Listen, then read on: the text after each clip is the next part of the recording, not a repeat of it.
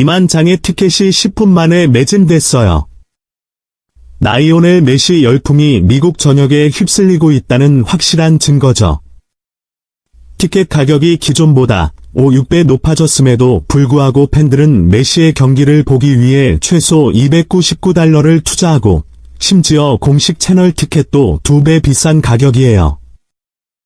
티켓마스터에서는 $835부터 $2698에 재판매되고 있고 스톱허브와 비비드시트 등 기타 블랙마켓 티켓 사이트에서도 비슷한 상황이 벌어지고 있어요. AXS에서는 $150부터 $20,000까지 재판매 티켓이 있지만 메시가 시즌 동안 여러 경기를 치른다는 사실을 알면서도 여전히 구매에 집중하고 있답니다. 가파른 티켓 가격이 팬들의 메시에 대한 열망을 억제할 수 없어요. 팬들은 메시와 함께하는 경기가 더 이상 단순한 축구 경기가 아니라 예술적인 퍼포먼스라는 것을 알고 있거든요. 거기서 메시는 예술가이자 무한한 창의력을 발휘하는 마에스트로이에요. 그의 경기를 보는 이들에게 최고의 흥분을 선사하는 거죠.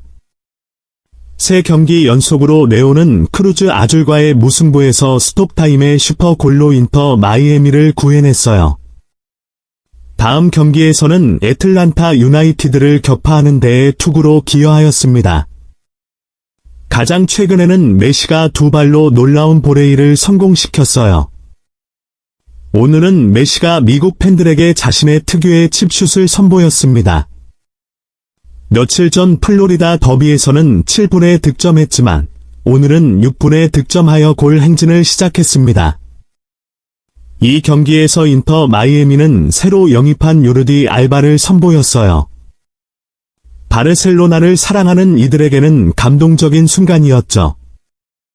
세르히오 부스케츠가 중앙에서 볼을 순환시키고 메시가 공격을 촉발시켰어요. 알바는 왼쪽에 있었고 중앙으로 패스를 전달했고 거기에는 메시가 있었어요.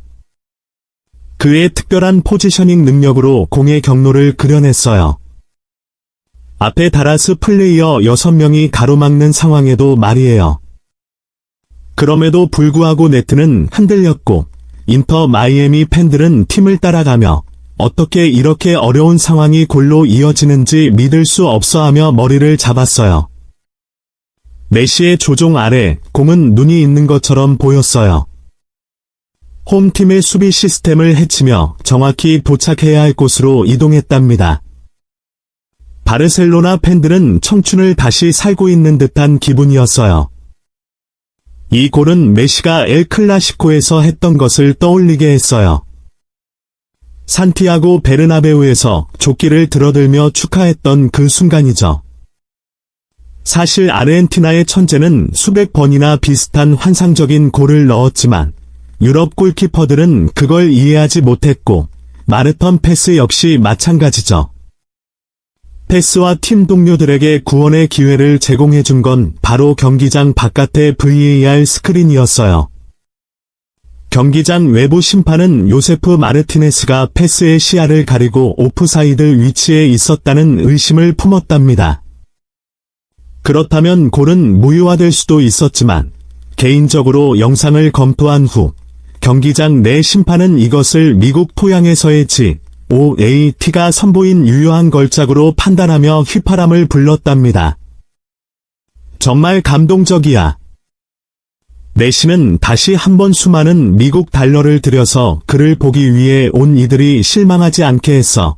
절묘한 패스와 마법 같은 드리블로 마치 2022년 아르헨티나 국가대표팀과 함께하는 활기찬 모습을 재현하는 듯했어. 그는 심지어 골키퍼 머리 위로 공을 장난스럽게 치기도 했는데 불행히도 다라스 수비수가 골 라인에서 킥아웃 시켰어.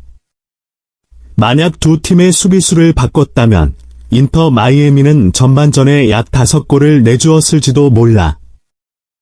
그런데 그 이야기를 듣고 이어질 일을 아마 알 수 있을 거야. 전반전 마지막 10분 동안 인터 마이애미는 퍼쿤도 키그런과 버나어드 커먼고의 골을 쫓아야 했어. 인터 마이애미의 수비수들은 축구 초보자처럼 보이는데 상대팀이 너무 쉽게 득점하도록 허용했어. 스탠드에서는 데이비드 베컴 회장이 핸드폰을 보고 있었어. 아마도 세르히오 라모스한테 문자를 보내고 있는 걸까? 바람직하게는 그게 사실이길 바래. 왜냐하면 라모스의 철강 같은 성격만이 이 수비수들에게 상대팀의 공격을 맞닿는 지점에 어떻게 위치하는지 가르칠 수 있거든. 라모스가 올 때까지 인터 마이애미 팬들은 아마도 아직도 많이 고생할지도 몰라.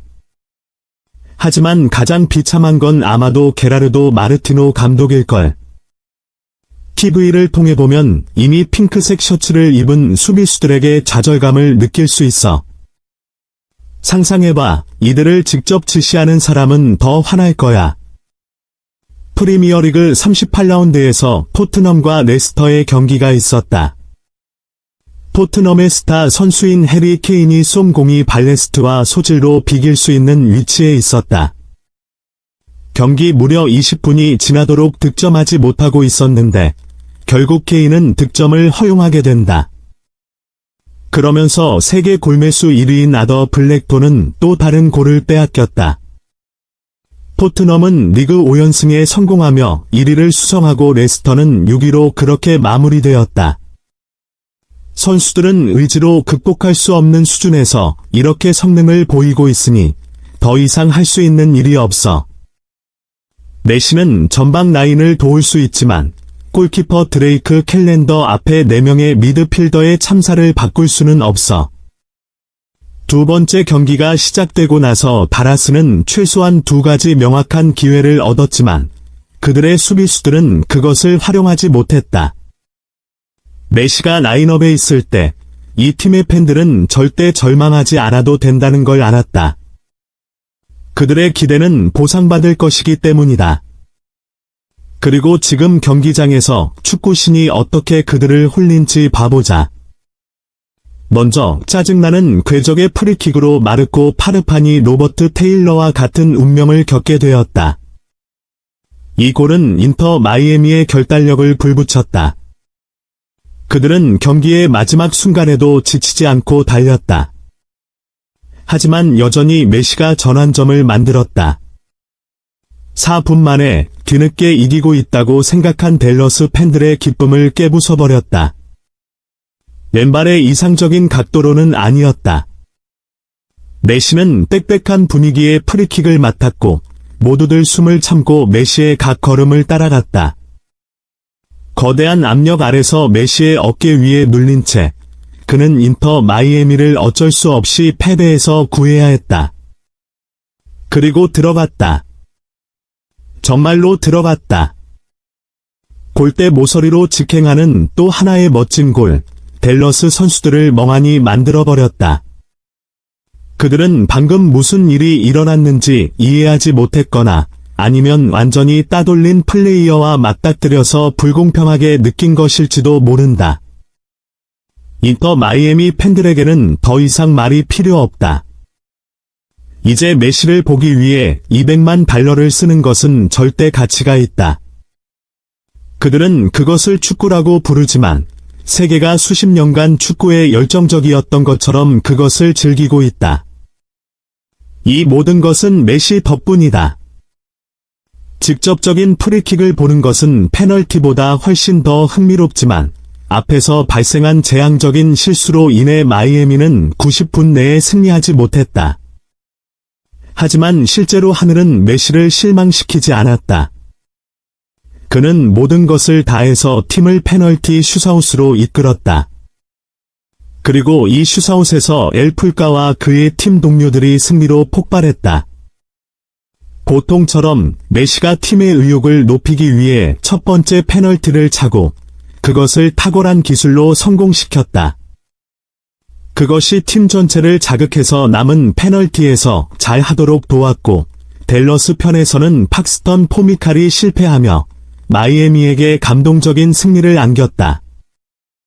승리에도 불구하고 베컴 팀에는 아직도 많은 걱정이 있다. 라모스와 거래를 확정하지 못한다면 그는 최상급 센터백 영입에 더 결단력을 갖춰야 한다. 누구든 상관없이 마이애미의 수비를 안정시킬 수 있다면 된다. 내시와 전방위 선수들의 노력 없이는 모두 무의미해질 것이다.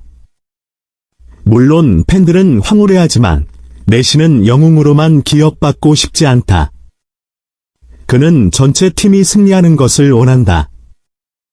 그것이 엘풀가가 미국에서 목표로 하는 미션이다.